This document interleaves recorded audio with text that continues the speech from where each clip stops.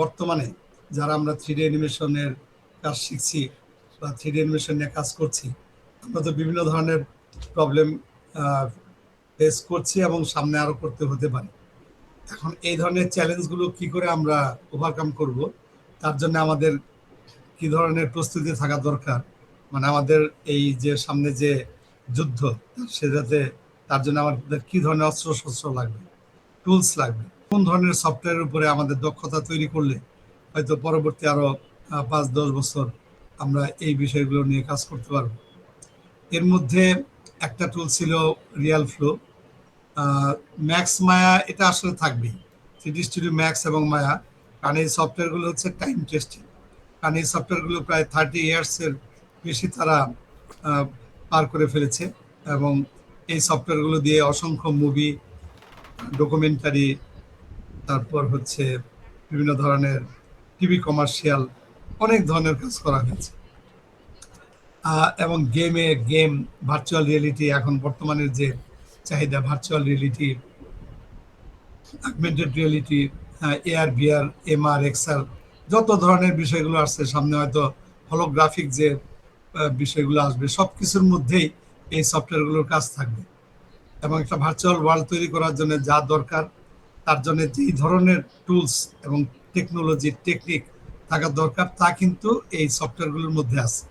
মানে three D studio max এবং মায়া, অসংখ্য সফটওয়্যার এর মধ্যে আসছে গেছে, মানে আসছে গেছে বলতে আমি বলতে চাচ্ছি যে আমি যেহেতু দীর্ঘদিন ধরে এই সফটওয়্যারগুলো নিয়ে কাজ করছি, তো প্রথম দিকে আমি অনেক ধরনের সফটওয়্যার দেখতাম যে একটা সময় কিছু সফটওয়্যার অনেক একটা হাইট তুলতো, হ্যাঁ, ওইটা নিয়ে অনেকে কাজ করতো। যেমন আর্কিটেকচার ভিজুয়ালাইজেশনের জন্য একটা সফটওয়্যার ছিল, এটা 2000-এর আগে, মানে ধরেন 95, 96, 97 এরকম একটা সময়ে একটা সফটওয়্যার ছিল যেটা দিয়ে আর্কিটেকচার ভিজুয়ালাইজেশনের কাজগুলো করা হতো। এই সফটওয়্যারটার নাম হচ্ছে ক্যালিগরি ট্রু স্পেস। দেখেন, এখন হয়তো বা আপনারা এই সফটওয়্যারটা খুঁজে পাবেন কিনা, সার্চ দিলে হয়তো পাবেন, কিন্তু আমার মনে হয় অনেকে এই সফটওয়্যারের নামটাও জানেন না যে এরকম একটা সফটওয়্যার ছিল, ক্যালিগরি ট্রু স্পেস।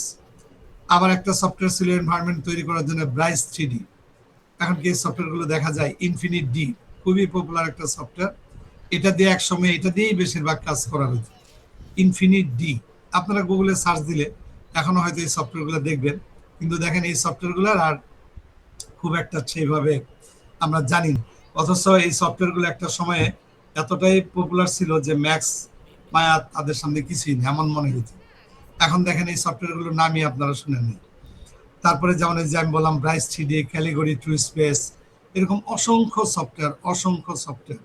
তো আমার একটা বিষয় ছিল কি, নতুন যেই সফটওয়্যারটা আমি দেখতাম যে এই সফটওয়্যারটা আসছে, আমি সেটা ইনস্টল করে এটা একটু দেখতাম আর কি, ঘাটাঘাটি করে দেখতাম যে এটাতে কিভাবে কি করে। এরকম অনেক সফটওয়্যার দেখছি। তো এই সফটওয়্যারগুলো এর পরবর্তীতে ডাস্ট 3D, তারপরে হচ্ছে ক্যারেক্টারের জন্য যেমন পোজার, এগুলো এখনো আছে, রিয়েলিস্টিক ক্যারেক্টার তৈরি করে। i1, অনেক ধরনের সফটওয়্যার আছে। আমি যে কথাটা বলতে চাচ্ছি যে দেখেন, এই সফটওয়্যারগুলো অনেক সফটওয়্যার আসছে গেছে, বাট 3D স্টুডিও ম্যাক্স এবং মায়া, তারা যে আসছে তারা কিন্তু যায়নি এবং যাবেও না। হ্যাঁ, তো আপনারা জানেন যে ব্লেন্ডার, আপনারা দেখবেন যে ব্লেন্ডার নিয়ে অনেক মানে আছে, অনেকে খুব যে ব্লেন্ডারের উপরে ডিপেন্ড করতেছে। হ্যাঁ, ব্লেন্ডার ভালো, নিঃসন্দেহে ডেভেলপ করছে, এবং ব্লেন্ডার 2.8 এবং 3 ভার্সনের পরে এই সফটওয়্যারটা একটা খুব অনেক বড় সড় একটা হাইপ ক্রিয়েট করেছিল যে এটা দিয়ে সবকিছু হবে, মনে হয় ম্যাক্স মায়া লাগবেই না, এমন একটা ব্যাপার। এই যে ব্লেন্ডার সফটওয়্যারটা, বাট এখন একটু খেয়াল করে দেখেন যে এটা একটু কেমন যেন একটু স্তীমিত হয়ে আসছে। আসলে এটা এগুলো অনেকগুলো কারণ আছে, বুঝছেন।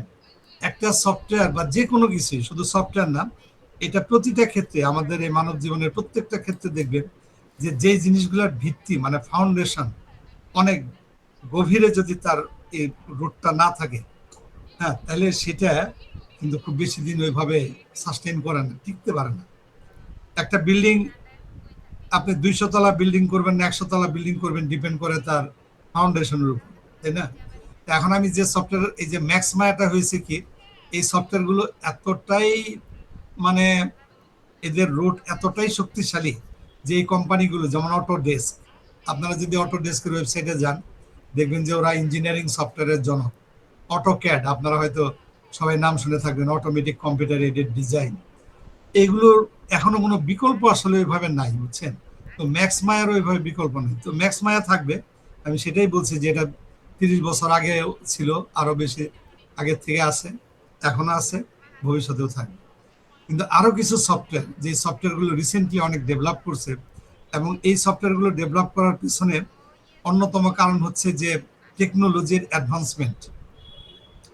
টেকনোলজি বলতে যে আমাদের কম্পিউটার হার্ডওয়্যারের যে ডেভেলপমেন্টটা হয়েছে, এই যে RTX card, real time rendering. Rendering একটা বিগ ইস্যু ছিল, আপনারা জানেন।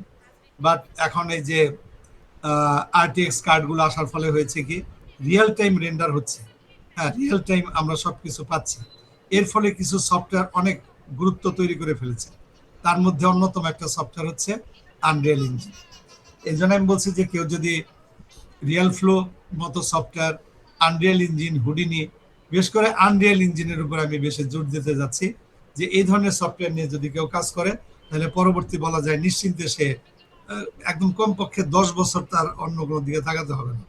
মানে এটার কাজ দিনে দিনে আরো বাড়বে, বাড়ছে এবং আরো বাড়বে।